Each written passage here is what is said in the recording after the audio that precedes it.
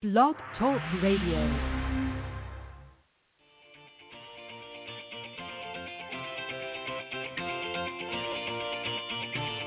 Good morning, everyone. Welcome to the Women of Golf Show. I'm Ted Odorico, and joining me is LPGA professional Cindy Miller, and we are your hosts. We're broadcasting live every Tuesday morning from 9 to 10 a.m. Eastern here on the blogtalkradio.com network, bringing you some of the best golfers, teacher professionals, and entrepreneurs helping to elevate women's golf. We're so glad you decided to join us this morning, so grab your coffee and let's get started.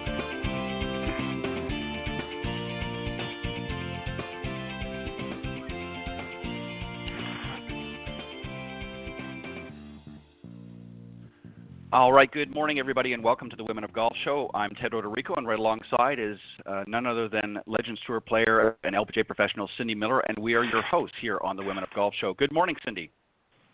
Good morning, Ted. What's up? It's a beautiful sunny day down here in the south, and I'm very, very excited for a couple of reasons. One, the sun is shining, but also we've got a couple of great guests, and I'm going to introduce them, and then we're going to get right down to this morning's show. Welcoming back on air with me is none other than the legendary Black Knight himself, 9-time major championship winner on the regular tour, including 3 Masters, a U.S. Open, 3 Open championships, and 2 PGA championships. Of course, I'm talking about Mr. Gary Player. In addition to that, he won 167 professional tournaments worldwide and is one of only 5 men to capture golf's coveted Grand Slam. In addition to winning the regular 9 major championships on the PGA Tour, he also won 9 major championships on the Champions Tour and is the only player in history to complete the Grand Slam on both tours. He currently serves as the Global Ambassador to the World Golf Hall of Fame and has been dubbed the Black Knight, Mr. Fitness, and the world's most traveled athlete, having traveled more than 26 million kilometers. And back in 2016, he captained the South African Olympic golf team in Rio de Janeiro, Brazil. Also joining us this morning is Steve Coulton. He is the co-founder and VP of Sales for OnCore Golf, and he graduated with a degree in economics from NYU, where he was a 4-year member of the varsity golf team. His first job out of college in 2007 was assisting traders at Deutsche Bank, and then went on to co-found OnCore Golf. He grew up in Smithtown, Long Island, and for the past 8 years has called Buffalo, New York home. Mr. Player and Mr. Coulton, good morning and welcome to the Women of Golf. Thank you very much, Ted. Thank you. Good morning. Good morning. Can I ask Steve a question? You sure can. Steve, I didn't realize you were with Deutsche Bank because I've represented the Berenberg Bank in Germany for many, many years, and they've been an incredible sponsor. They've sponsored an old, we had in London, we were walking in the street one night, and we saw all these people lying in the streets. And you know what people say when they see people lying in the streets? They call them bums, and they're so critical, and they're so wrong. Anyway, we got them to build a new home called the DePaul Home, and these people were given the advantage of being able to use all computers and the modern-day amenities, and a lot of them now have turned out to be doctors and lawyers as such, and it's been one of the great joys of my life to see these people, and I visit them every year in London. Are you familiar with Berenberg Bank? I've heard of it, but I don't know much about it other than that fine story you told there. That's pretty amazing, and I spent a few years after graduating from NYU with Deutsche Bank in New York City and Jersey City there. But yes. But yeah, phenomenal story there. Yeah, it was unbelievable. It was really so, and it's a great lesson in life, never to be critical of people. It's like when I played in my first British Open, 1955, I hit off on the first tee. And wouldn't you believe it, at St. Andrews, and I was so nervous, and I teed up in the first fairway so wide that Ray Charles couldn't miss it. And I got up on the first tee, and I hooked the ball. He says, "Play away, laddie," this big old Dewar Scott, the starter. And I hit this hook. My goodness me, it was going to go out of bounds and hit the little white railing fence. and came back on the fairway. I was so relieved. I went to pick up my tee, because in those days you had to buy a tee at a cent each. So you didn't only pick up yours. If your opponent left it, you picked up his as well. So he says to me, "Larry, where are you from?" I said, "I'm from South Africa, sir." And he says, "And what is your handicap?" I said, "No, I'm a pro." He says, "You're a pro?" I said, "Yes." He says, "You must be a hell of a chipper and putter."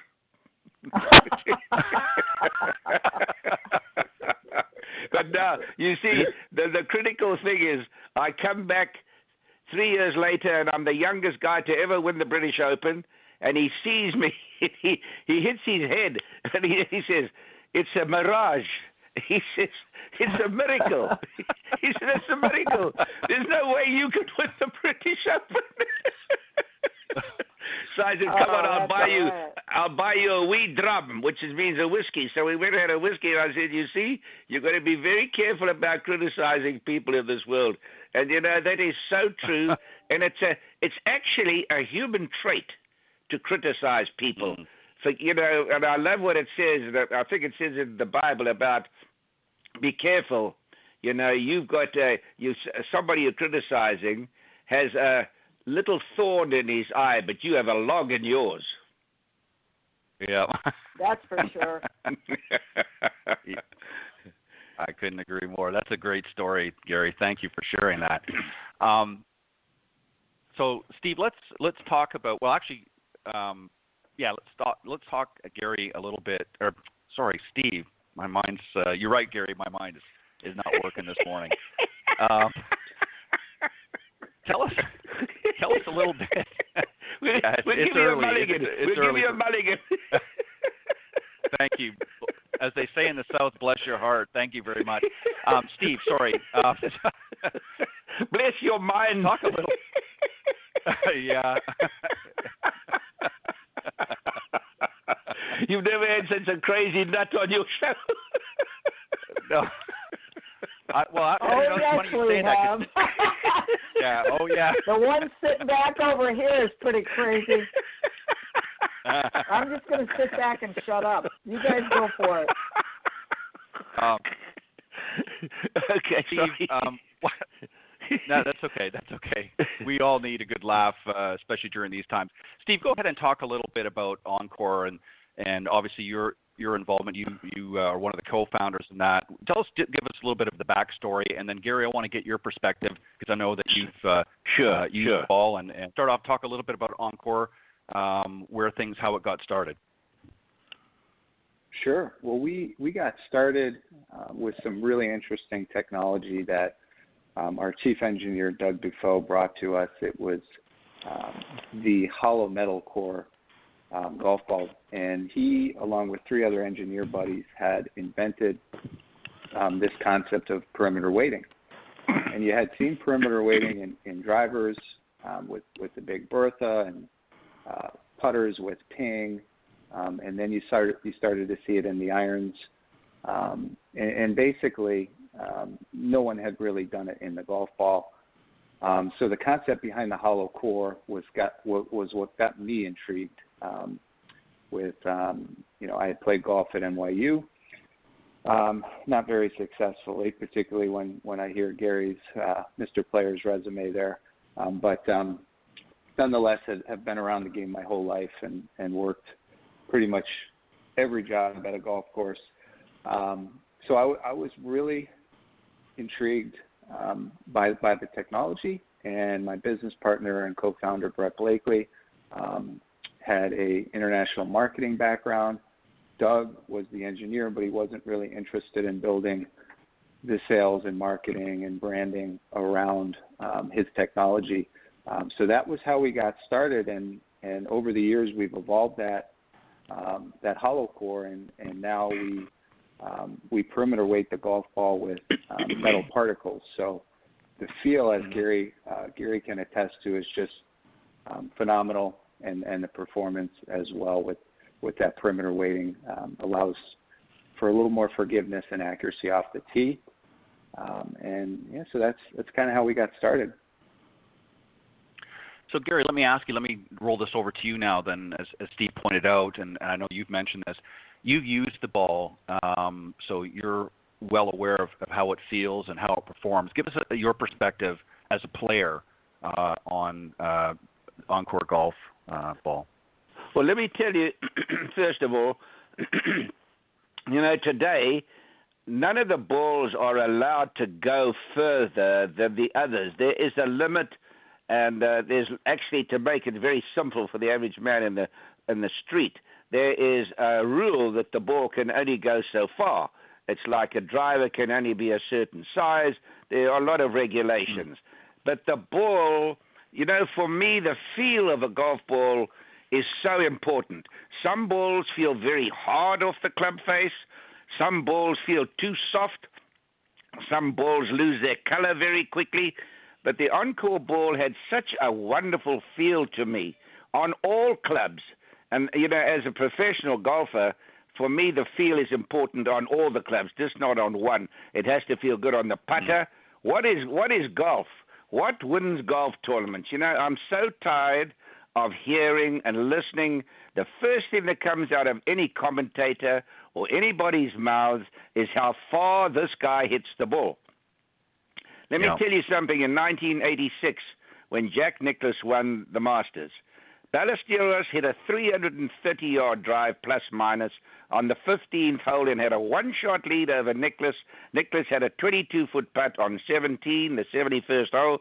Ballesteros looks like he might eagle it or birdie it at the worst, knocks it in the water. Nicklaus holds the putt. Nicklaus goes on to win. What wins golf tournaments? And I'm getting slightly off the point, but what wins golf tournaments is the mind and putting.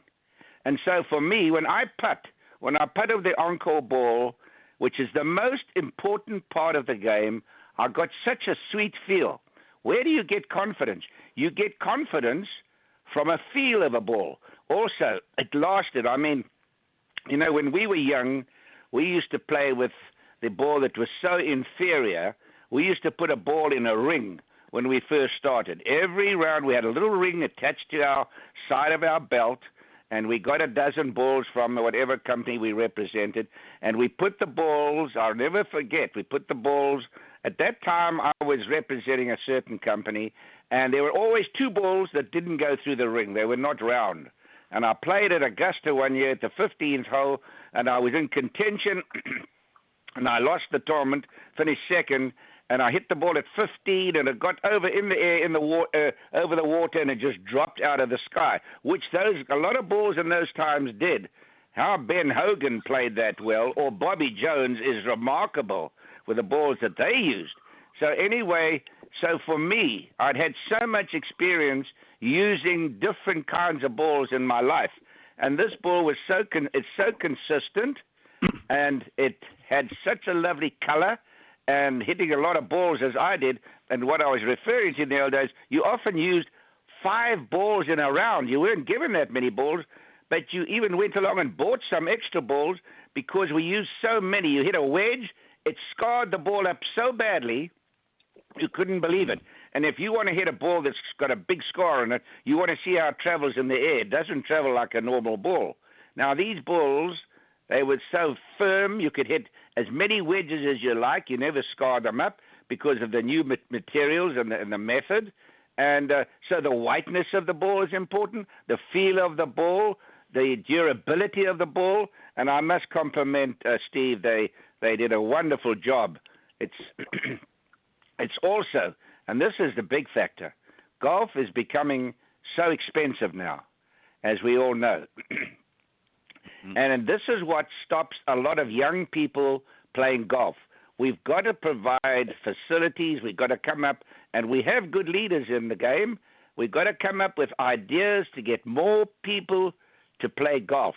And when you can go along and buy an OnCore ball a lot cheaper than other balls, and it's as good as them, surely that must make a difference to your pocket and to, encourage young people to play. That's just one of the reasons, which is very, very important. We got to make golf faster. We got to make golf cheaper. And we got to come up with programs for young people, incentivization. If you look at one of the greatest leaders that ever lived, in fact, country that, there's no greater fan of me than America. I think it's the greatest country that there ever existed. But I think the best run country today in the world is probably Singapore. I mean, they are just for example, they had the airplane pilots all wanting to go on strike. And Mr. Lee Kuan Yew's son just went in and said, fine, you want to go on strike? Go on strike. We'll replace you. For what we've built in this country, we're not going to have you just dictate to us. But my point is that what he said, Lee Kuan Yew, was incentivization is important. If you have an employee in your company, you've got to incentivize them, and that's important. So what we've got to do with young people is have some kind of a system where we can incentivize these young people to play golf, because cycling and all other sports are really hurting golf. So we really got to come up with good ideas. And one of the things that I think we should be doing, and I've said this regularly, every state has playing professionals on the tour. We should have our commissioner, in my opinion, getting 2 of these guys in each state that they live in. You might not get every single state, but 2 of them should go to 2 schools every year, hit some balls on the football field, let the kids try and hit it, because that's how I got started. Once I had a club in my hand and I hit that ball and I had the joy of it, I was hooked. So we need all people to write in. I think we should have people writing in what we should do to get young people to play golf. So a golf ball is a great start. Well said. You're definitely right, Gary, and I think we have to do what we can to, like we talked about last week, is to really get the kids involved at a very young age. And even though I know there's a lot of great junior programs out there, not everybody is slated to be, the next Gary Player or the next, Arnold Palmer or even Tiger Woods. So we've got to make it affordable and accessible for everybody. Cindy, go ahead. I know you've got some questions for both of them. My first question is for Gary, and I want to know your why. Why have you been driven? Why did you love golf? And why do you do what you do?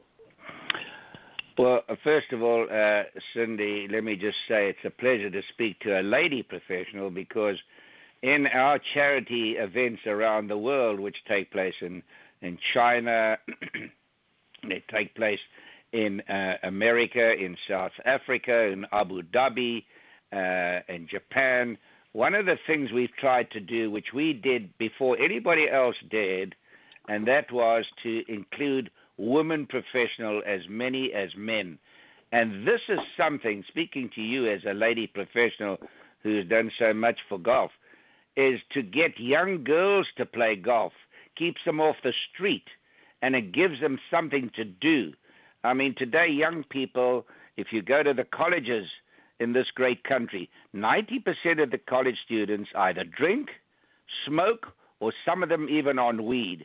And we've got to get them where their minds are occupied. And golf is the greatest sport in the world to get people away from those particular problems, because it's a difficult game and you can play it forever, and it's a great challenge.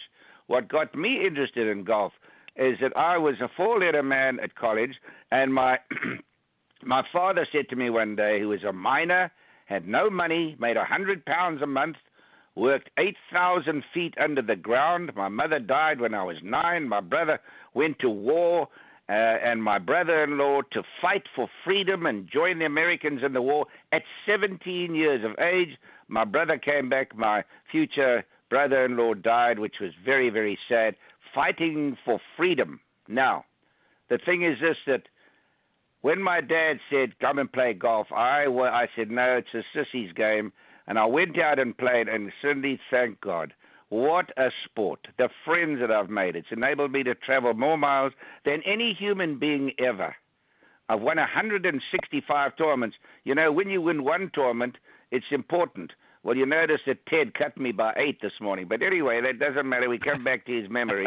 But the thing is that it got me playing golf, and thank goodness it's the friends that I've made. Dined with the presidents of America, almost every one, or played golf or visited the White House. Royal family, emirs in the Middle East. top businessmen, but in the poor villages of Africa and India, where I learned as much as the higher echelon, just being with them and learning about the humility and their appreciation and their gratitude in life, of which they had nothing. And yet you find people with everything and are not happy. And as we said this morning, happiness is a choice. Golf, for me, I'm so thankful and grateful what it's done for me to have won all these tournaments. It's a blessing. It's a divine gift. Somebody as small as myself having to travel over here and play against guys that live here. And I was traveling over with no jets, 40 hours in a plane, stopping 4 times, 5 and 6 children. You know how tough that was? But what an experience for me. And I'm so thankful for that, and so thankful for America. You know, I hear some politicians, I hear them often say, that America's got this fault and that fault. Sure, America's got faults. But let me tell you something. If you live in this country, wake up every day and kiss the ground. You don't know how lucky you are, and particularly to have, and that's what I love about Donald Trump. He's a great man for freedom. He's a great man for a non-socialistic state. I've traveled and seen all these countries that are socialist. Their countries have finished, most of them. It is a tragedy to see what happens. And I see people wanting to, their theme is to have a socialist country if they win elections. My goodness me, I wish the young people of America who are so naive about world affairs, I just wish they could travel around the world and see these socialist countries. They would sure change their mind very, very quickly. And they're very easy to influence because they don't know much about overseas and international matters. So golf is a sport that lasts forever. Why I play it? Because I love it. You know, Arnold Palmer loved golf. Lee Trevino loves golf. I love golf. Jack Nicklaus, he likes golf, but he doesn't love it to the extent that we did. I try and play every day of my life right now at 84. I still average on a normal golf course 72. I've beaten my age over 2,000 times in a row. I'm dying to be the first person to ever beat his age by 18 shots in a round. I've done it by 16 shots, and I bogeyed 2 holes that day. But if I live long enough and stay healthy, I'll do it. But the other thing is, it happens, which is happening to Ted right now. When we get older, we play and you can't remember the score. Thank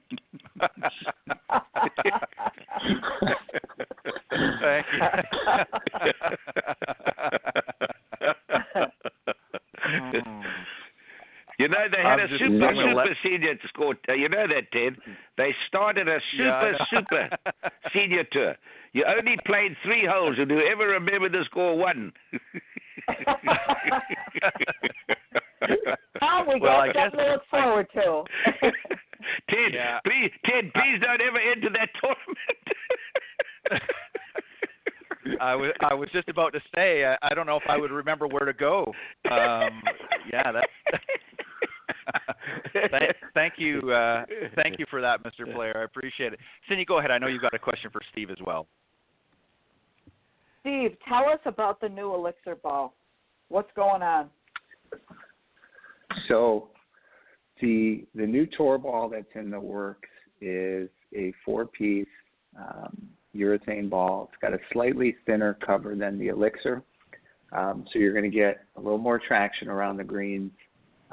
We've been able to load more particles in the mantle and give it more perimeter weighting, so the performance is even better.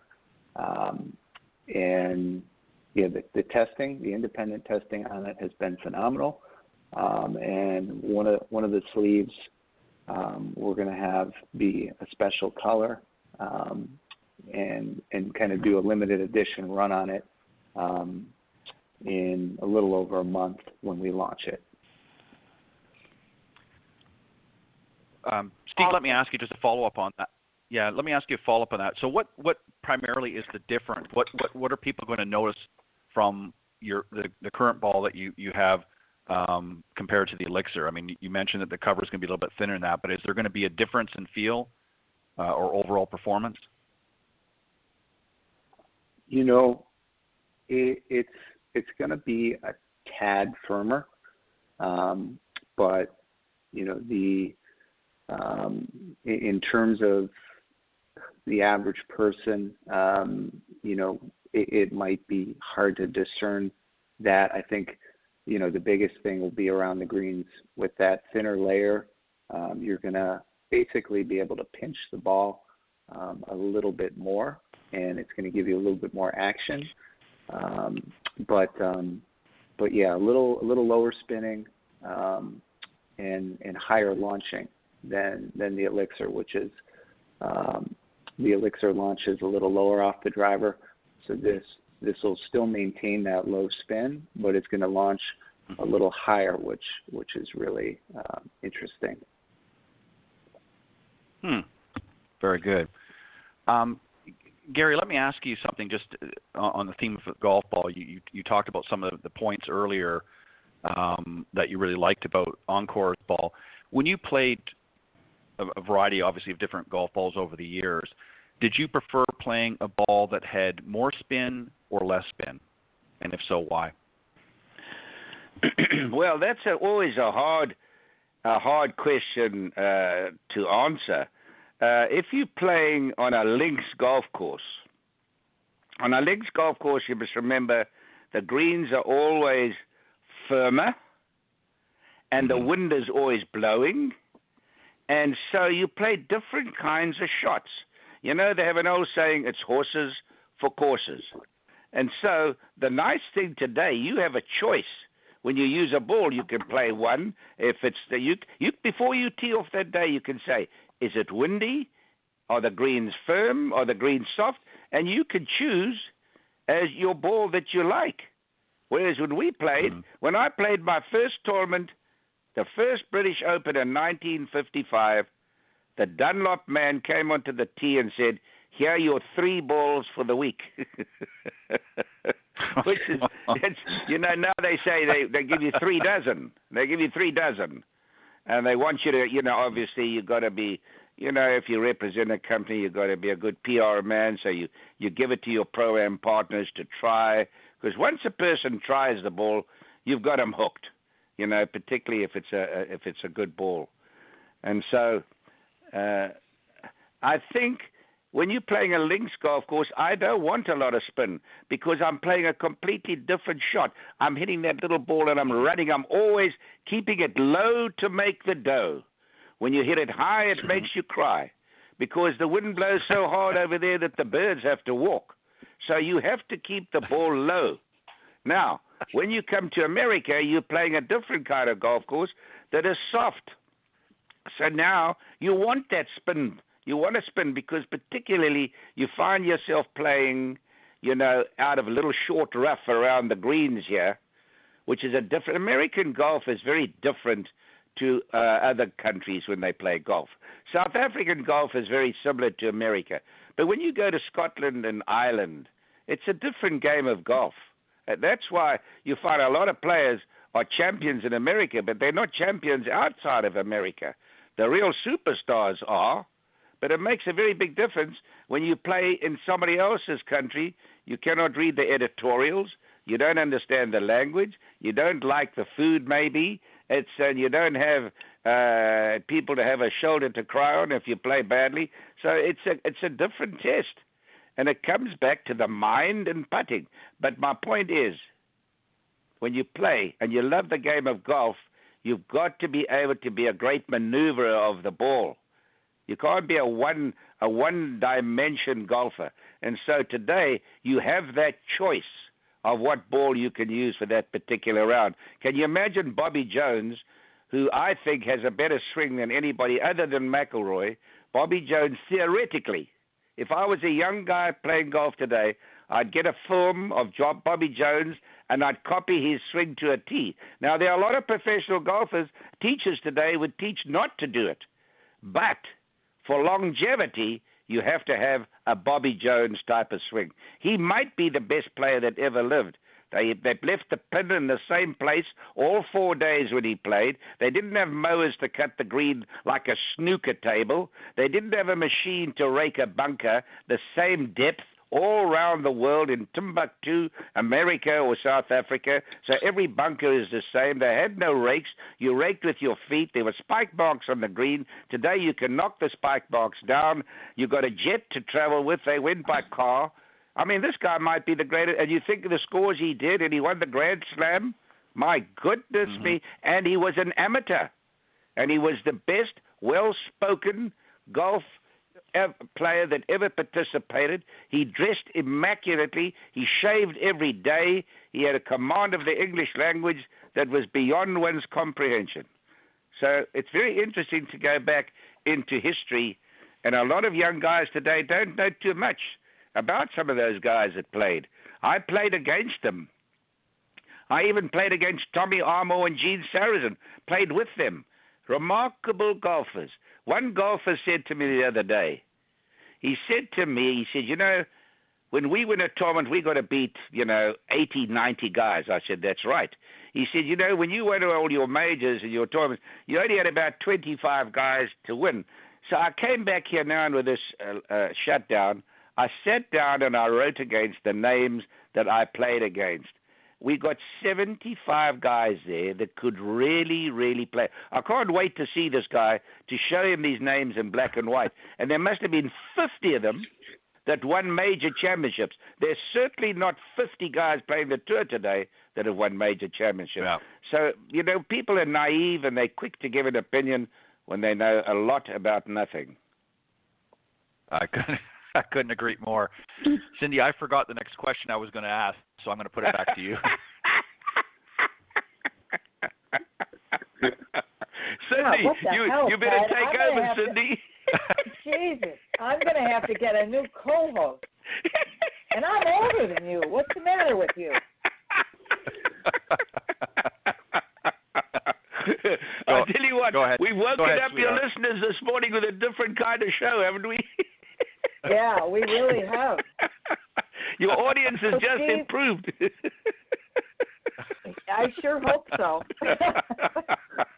But I'm firing the guy who runs the show. All right, so remember what we said about training your husband? You have to train this guy too. Anyway. Oh my goodness me. Steve, I'm going to ask you another question in a minute, but here's I've got something that Gary can go off on a tangent on, which I'm looking forward to. What do you, again, I'm old too, but I'm not as old as you. Thank God. Well, yeah, I hope I make it as far as you. Anyway, so let me ask this question because I find, and you mentioned about teaching kids, and Alan and I teach lots of kids. We do a boot camp every year. We take all of our best players to Florida, and we inspire and challenge them to get better. So I'm all in. I've got a not-profit foundation that I help kids. So anyway, that being said, I believe it is so sad that most of these kids don't really care about the history of the game. And when I stop and think about the fact that, I used to, when I first qualified to play on the LPGA Tour, I picked up the phone and I called Bob Rich Sr., who owns Rich Non-Dairy Creamer, and I said, my name is Cindy Miller. I live in Silver Creek. I'm kind of a hick, and I just qualified to play on the tour. I'd like to be able to practice at your golf course in Florida. And he goes, well, I have to ask Joanne Carner if she cares. And I'm like, why would she care? I'm like a peon.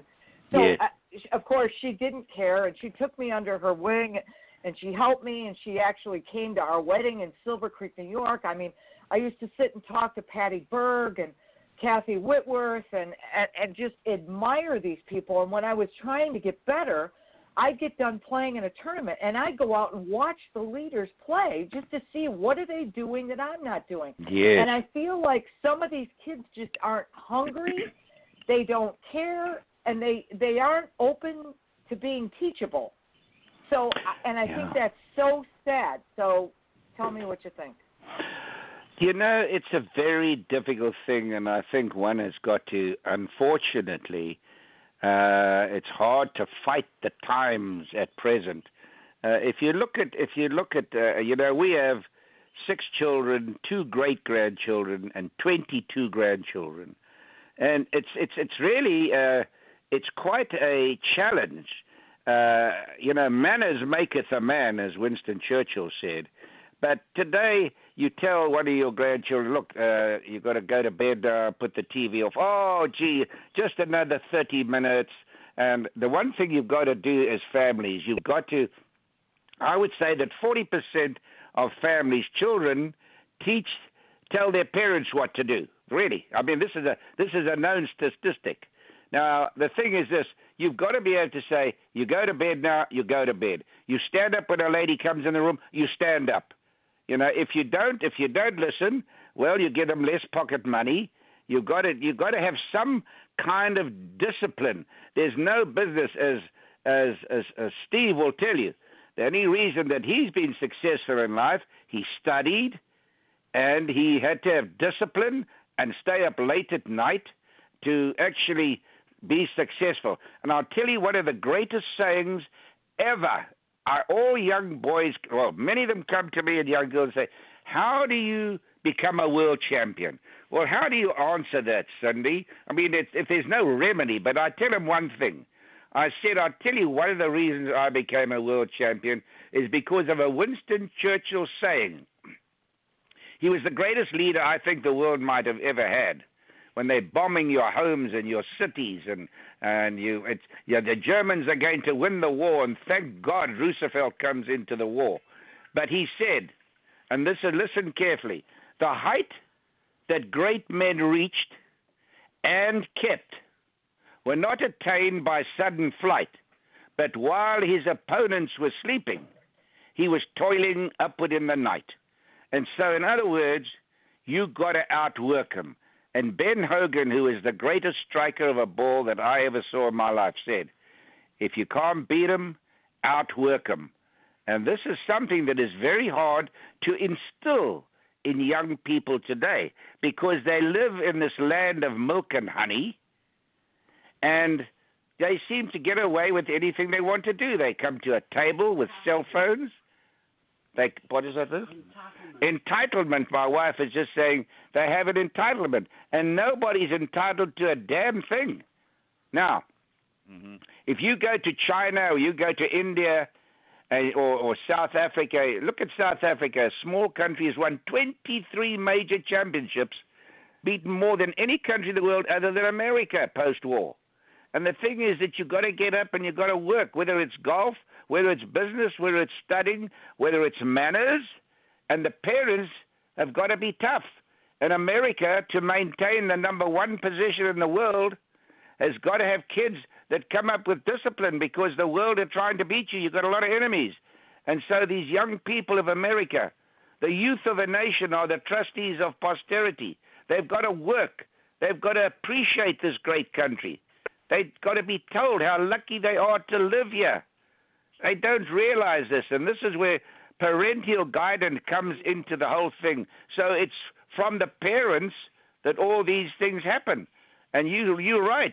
I went to do a talk at a college the other day, a year ago in Philadelphia, and the coach said to me as I arrived there, and he says, look, I want you to give, there were about 40 of them, I want you to give them a razzing because, you know, if I say anything, the dean's on me or the parents come back. So I said, leave it to me. And I said, good morning, guys and girls. I said, I'm so happy to be here today. I'm here because I love you and I want to help you. And I said, who wants to be a professional golfer? And they all put their hands up. And I said, you little pigs, you got no chance. And their eyes opened like a saucer. And I saw this big smile on the coach's face. And they said, why not, Mr. Player? I said, because when you're sleeping at 7 o'clock and 6:30 in the morning and your mommy brings you breakfast ready to go before you go to school and your daddy takes you in his car and you've got a blanket and you've got TV and you've got 3 meals a day and you've got lots of clothes and everything and a roof on your house and you have a house, I said, damn it. I gave him such a shock. I said, damn it. Most children in the world don't have one of those. So when you're sleeping in the morning, they've already practiced. When you get up, they've already practiced. When you're sleeping, they've already practiced for an hour. And so it comes back to Churchill's saying. It comes back to Hogan's saying. You can't live. It's very hard to have this entitlement and to work hard, but you do have the exceptions that come along. But look at Tiger Woods.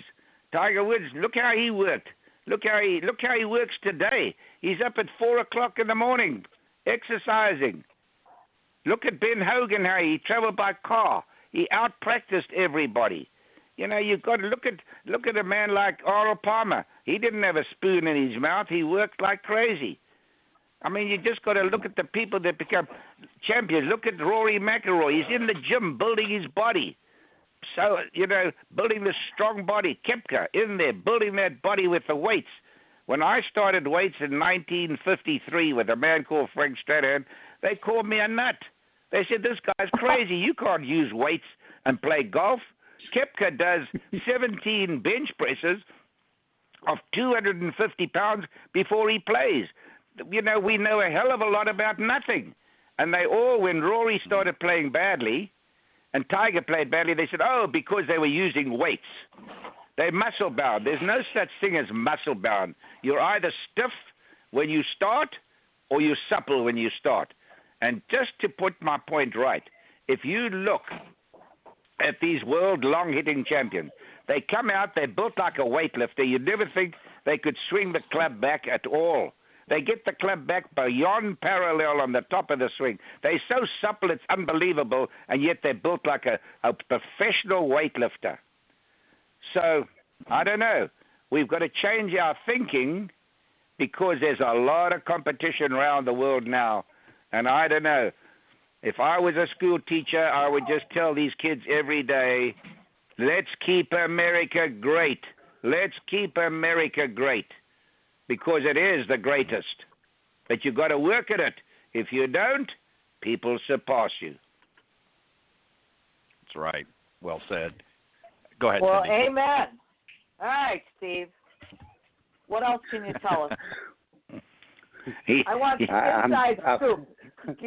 I'm getting fired up here from Gary Player. I feel like I should be in the weight room here. Yeah, I'm going to get my lazy butt off this chair in a minute. Well, they say it's easier to get a camel through the eye of a needle than to get somebody to exercise every day, and that's so true. People don't care about their bodies. It's just the most important thing in your life. They're worried about the stock market and sitting at the table, but they just don't worry about their bodies. It's quite sad. It's very true. It's very true. And I was only kidding about lazy. No one has ever accused me of that. Steve, give us some inside scoop. Sure. So one of the other things we're working on is with a company called Golf Boost. And they've got some really interesting technology around artificial intelligence. The technology utilizes the smartphone and the video capabilities. So you download the app and you take a video of your golf swing, and the AI basically analyzes the swing and can deliver instant recommendations. Certainly wouldn't replace the expertise of a Cindy Miller or an Allen or a Gary Player, but it's designed to provide insight and help, and it's taking advantage of some new developments in artificial intelligence and obviously in all the microelectronics and cloud capabilities of modern day smartphones. So that's one initiative that within a few weeks should be ready to roll out. And yeah, we talked about the new tour ball in the works, and OnCore is still up and running and shipping golf balls over the internet. And we've got some great deals going on now for golfers that are in states where they can safely play, and it's advised by their local governments and authorities. So yeah, a lot of good things in the works, and just trying to stay healthy and keep Mr. Player happy there and keep the weight off. Very good. Good job. Good job. You don't want to take him off. But it's interesting. It's interesting what Steve said there. But there is a great motto in what Steve said. If you take this great country, obesity in America and South Africa, we're two of the highest countries of obesity because of our high style of living and the abundance of food, and thank God to the farmers. But obesity, diabetes is now, my one son, he's a type 1. He's as strong as a lion, but he's a type 1 diabetic. And let me tell you, I want to just tell the mothers or fathers that are listening to this show, make sure your children don't become obese and overweight, because once your child gets diabetes, it's one of the worst things in the world, with amputations, going blind, heart attacks. And I want to tell you, my son has to take that insulin 5 times a day with this big needle. It is a terrible disease. Get the children to exercise. Make them. Give them an incentive. Don't give them pocket money. Don't give them these little extra things unless they perform. We got a grandson here. He's a little overweight, and now he wants to watch this particular game show on television. Now, his father said, you may not watch that game show unless you do 10,000 steps a day.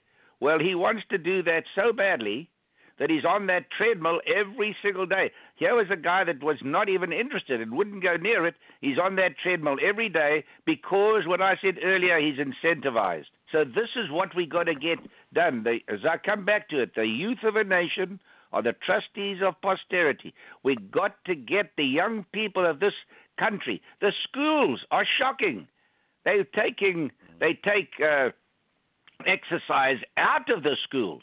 That always amazes me how they take it out. They should be increasing it, not taking it out. When you arrive at school, the whole school should get a rap. When you start school, they should walk around the school 3 or 4 times, depending on the size of the school. During a recession, they should get out and have to walk again. We've got to make children fit.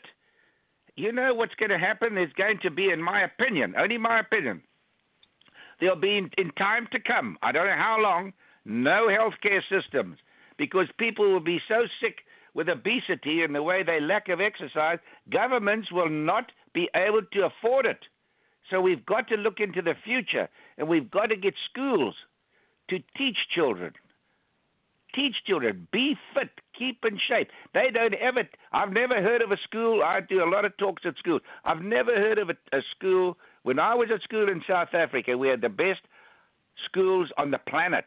There was a subject on nature, they called it nature, and they taught you what you should eat and what you shouldn't eat and how you should exercise. And we had gym every day at school.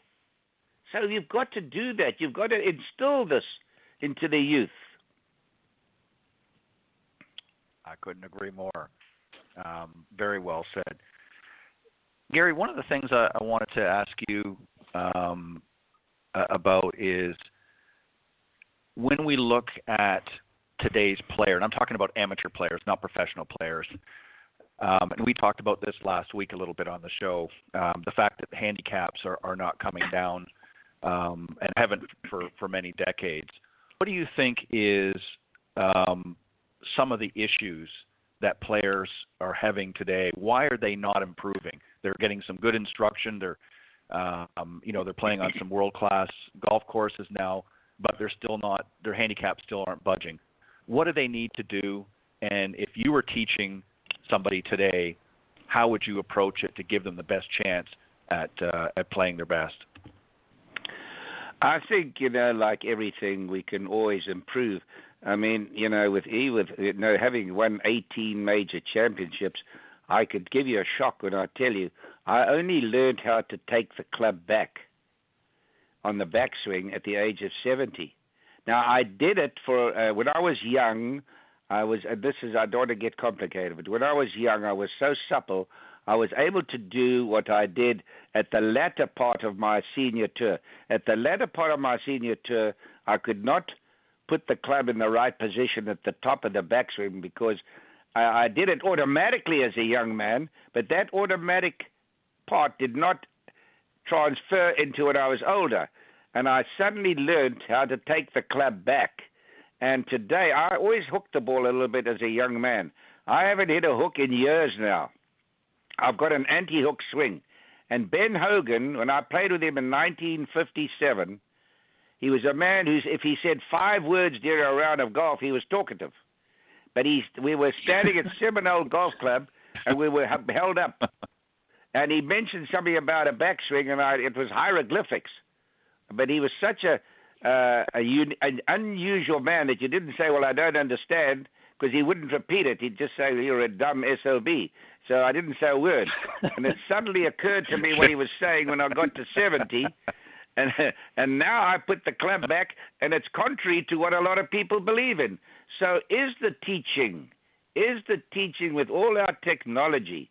If you look at some of the guys on the tour today, and I wouldn't like to mention names, but some of them, if they had to put the club back in the right position, they would change their whole game. They would change their whole game and improve even more. And we can always get better. Look at Tiger Woods. He had the most perfect golf swing. He wins the U.S. Open by 15 shots. Not 5, 15. The next week he's having a lesson and changes his swing, and he doesn't win a major for another 11 years, whatever it is. Whatever the years are, it's irrelevant. But he goes off. If Tiger Woods had never changed his swing, he would have won 20 majors on his ear. Easy. So there's the best in the world having been put off his original genetical swing, the swing that suited him. Everybody has a swing that is indigenous to himself, and you've got to make slight changes to improve the people. But Tiger Woods went to extreme from one swing to another, and my goodness me, started sucking the club across the line, all stuff that is poison, and just went downhill. But he had so much talent, he could still win a few tournaments. But had he not done that, he would have won 20 or more. And so there are a lot of players today that are playing well, and you don't hear of them again. You think about it. Let's take Trevor Immelman. Trevor Immelman had one of the greatest swings I ever saw. All of a sudden, he wins the Masters. He doesn't win tournaments again. Ian Baker Finch, great swing. Doesn't win tournaments anymore. You can go down the lane. David Duval, number 1 in the world, didn't win tournaments in the world anymore. Even a man like Tom Watson, Tom Watson was a superstar. I very seldom call anybody a superstar. He never won for 10 years, but he had a certain problem, which he mentioned on television why he didn't. It wasn't the swing, because if anybody wants to copy a swing, copy Tom Watson. Tom Watson has the most perfect golf swing.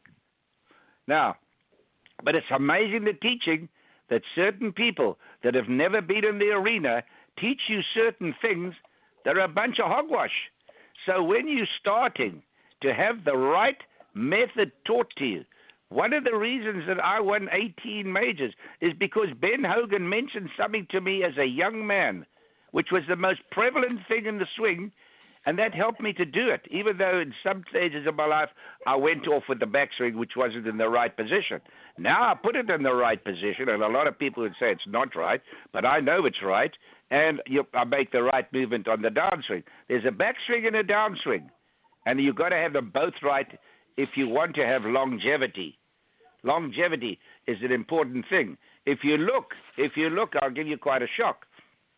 If you look at Jack Nicklaus, he had longevity. Arnold Palmer didn't. Arnold Palmer was the most charismatic man that ever played golf. Arnold Palmer did more for golf than anybody, but he had a short career because he was shut-faced at the top. Jack Nicklaus won majors for 25 years. I won for 20. Arnold won for 6. But if you spoke to the average man in the public, he'd think Arnold won for 25 years because he was so charismatic. And God bless him, he deserved everything he ever got. He had such patience with people, and he was the greatest man for golf that ever lived. Jack Nicklaus is the greatest golfer that ever lived and is the greatest gentleman I ever played with. And Tiger Woods, well, we still got to wait and see. He's still got time to go. And if he wins majors, it makes it all the more exciting for the game, because when Tiger Woods when he plays, he moves the needle. And I never thought, everybody said, I knew Tiger Woods would win these tournaments. At least I'm honest about it. I never thought he'd win another golf tournament, never mind a major. Back operations, knee operations, other problems he had. What a tough competitor he is. My word, to come back and win those tournaments and win Augusta, I'd take my hat off 10 times to him, and we need him to keep winning. Yeah, I couldn't agree more. Cindy, any final questions for Steve or Gary? No, I'm filled up. I'm ready. I'm going out walking, and I'm going to lift my weight. Take that, bitches. Yeah. Oh my gosh. Well, Steve, I know that OnCore's got a lot of exciting things, and I know it's difficult right now with everything that's going on globally for many, many businesses, but it sounds like you guys have a winning formula, and I know that there's going to be some great things in the future. For those that want to get more information about OnCore, what's the best way to do that? The best way would be our website. No surprise there, and that's OnCoreGolf.com, ONCORE golf.com, and we've been very active across social media as well with understanding that a lot of people are stuck at home and looking to work on their golf games in maybe different ways than they have in the past. So we're certainly active across all social media platforms, and you can always reach us at our website as well. Appreciate it. But tell me something. Perfect. Thank you. Ted, why don't you have on your show, let people, whoever you have on the show, people sit at home there and they're dying to have, they've got questions. You should always have maybe 5 questions or 3 questions, whatever you can have time to do, to have people to ask questions to your guests on the show. We will work on that for sure. I think that was something else I forgot, but I will definitely make a point of that. And Gary, I just want to mention one last thing that I think would be important to bring up and give you a few moments to comment on. Recently, and as recent as March, you had received some news that you were going to be receiving, and obviously there was a delay because of what's going on, the Presidential Medal of Freedom at the White House. That was to be done on March 23rd, that you were going to be receiving that medal from our current president, Donald Trump. Why don't you just share a few thoughts of that honor? Well, first of all, I've been lucky. I've been a pro nearly 70 years now. I've had a lot of incredible honors in my life. But this is the greatest honor ever bestowed upon me, and I really appreciate the American government and Donald Trump for this award. I really do appreciate it, because for me, my golfing prowess is important. And that's what I've been given awards for. But I'd rather be known for a man who fought for freedom and for human rights. And I don't want to boast here, but I could give you a book on the things that I've tried to do in my career.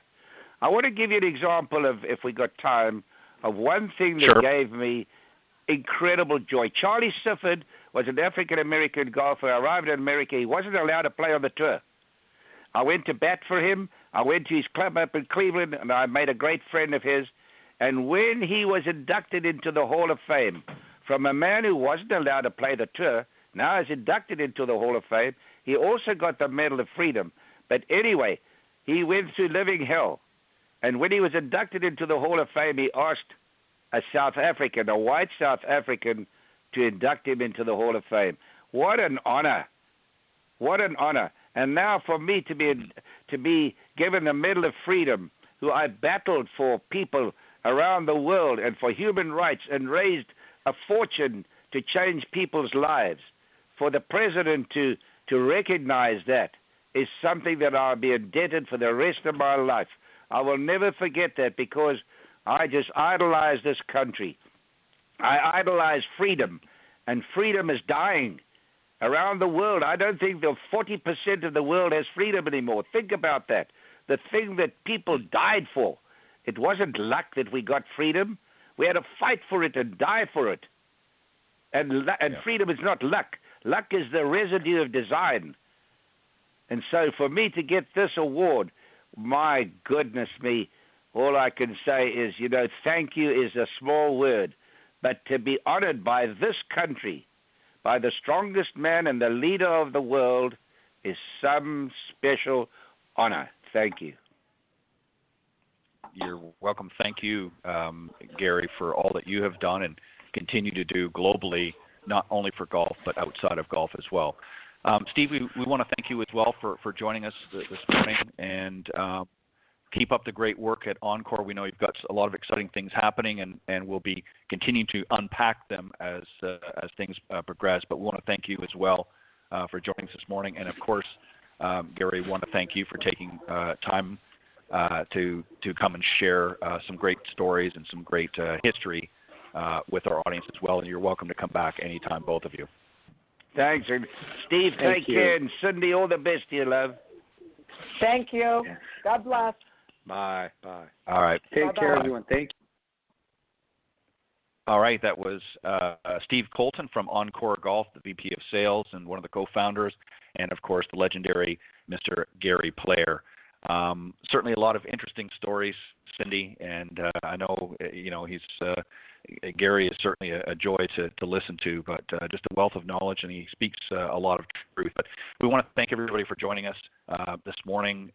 We had a little bit of delay in our show this week, but we'll be back to our regular schedule from 9 to 10 a.m. Eastern next week, but we made some adjustments to accommodate our guests. So we want to thank everybody on behalf of Cindy Miller. I'm Ted Odorico.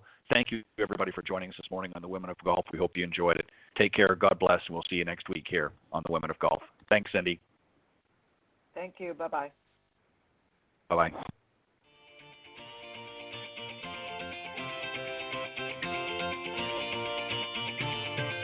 Thanks for listening this morning to the Women of Golf Show. Tune in live each week by visiting blogtalkradio.com/Women of Golf or on any of these social media platforms: iTunes, Stitcher, TuneIn, CastBox, TalkStream Live, and of course Spotify. If you can't join us live, check out our on-demand section for previously aired broadcasts. To get updates for future shows and upcoming guests, you can follow us on Facebook at Women of Golf. You can also follow me on Twitter at Ted and Buck CEO and Cindy at Cindy Miller Golf. Please remember to join us next week on the Women of Golf Show. See you next time. This has been a production of the iGolf Sports Network.